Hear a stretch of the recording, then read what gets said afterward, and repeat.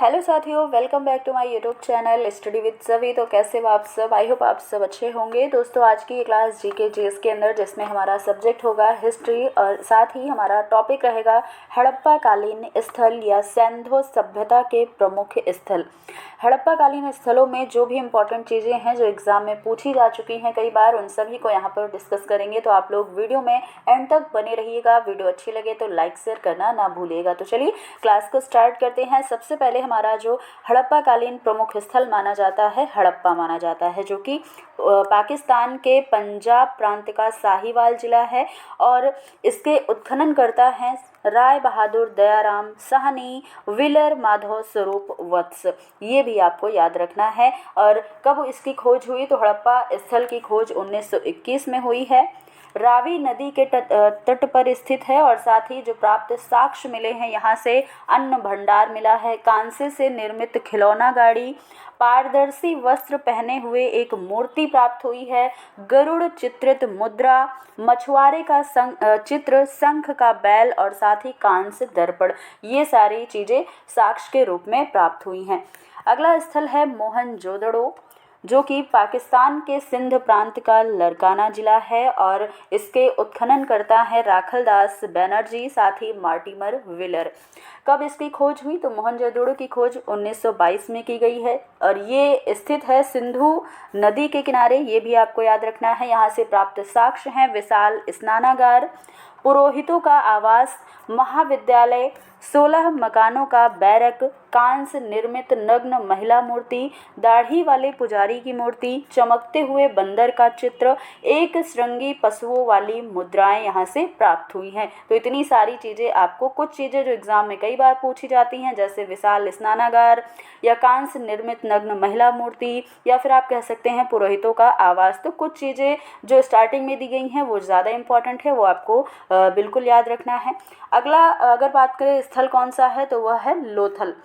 लोथल जो है ये गुजरात का अहमदाबाद जिला है। यहाँ पर ये ध्यान रखना है, वर्तमान गुजरात में है और इसके उत्खननकर्ता रंगनाथ राव माने जाते हैं। साथ ही किस वर्ष में इसकी खोज हुई? 1955 और 1962 में इसकी खोज मानी जाती है। भोगवा नदी के तट पर है।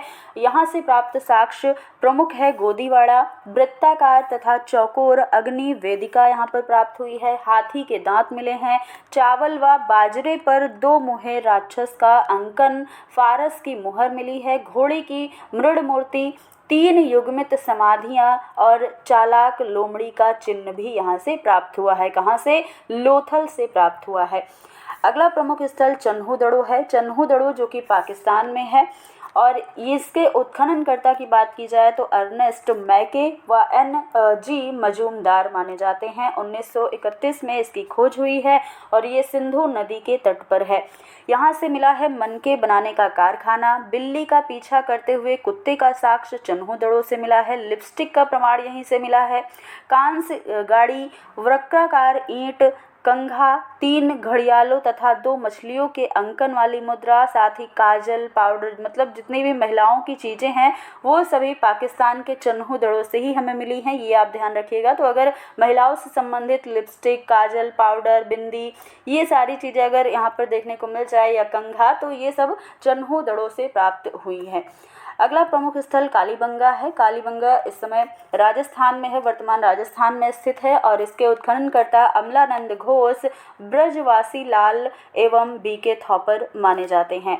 और यहाँ पर अगर बात करें कब इसकी खोज हुई तो 1953 या फिर 1960 इसकी खोज मानी जाती है। घग्गर नदी के किनारे स्थित है। यहाँ से मिले हैं जुते हुए खेत का प्रमाण, भूकंप के साक्ष्य, अग्नि, हवन कुंड, अलंकृत ईंट, चूड़ियाँ, संभवतः एक साथ फसल बनाने के साक्ष्य, लकड़ी की नाली यहाँ से हमें प्राप्त हुई है। राखीगढ़ी जो है ये हरियाणा में स्थित है। हरियाणा का हिसार जिला। यहाँ के उत्खननकर्ता राखीगढ़ी के माने जाते हैं सूरजभान और इसकी खोज 1959 में हुई है, 69 में हुई है और साथ ही ये घग्गर नदी के तट पर स्थित है। यहाँ से मिला है ताम्र उपकरण, हड़प्पा लिपि युक्त मुद्रा भी यहीं से मिली है। कहाँ से? राखीगढ़ी से, आपको याद रखना है। अगला प्रमुख स्थल कोट दीजी है। कोट दीजी के जो कह सकते हैं ये कहाँ पर थे, तो ये वर्तमान पाकिस्तान के खैरपुर में है। और साथ ही इसके उत्खननकर्ता धुर्य एवं फजल अहमद खान को माना जाता है और इसकी खोज 1935-1955 में हुई है। सिंधु नदी के किनारे स्थित है कोट दीजी नामक स्थान। और साथ ही किलेबंदी का साक्ष्य, कच्चे ईंटों के मकान व चूल्हे के साक्ष्य यहाँ से मिले हैं, ये ध्यान रखिएगा। बनावली जो कि वर्तमान हरियाणा के हिसार जिले में है, इसके उत्खननकर्ता RS विस्ट माने जाते हैं, यानी कि रविंद्र सिंह विस्ट माने जाते हैं। 1973 में इसकी खोज हुई है। और साथ ही सरस्वती नदी के किनारे स्थित बनावली है।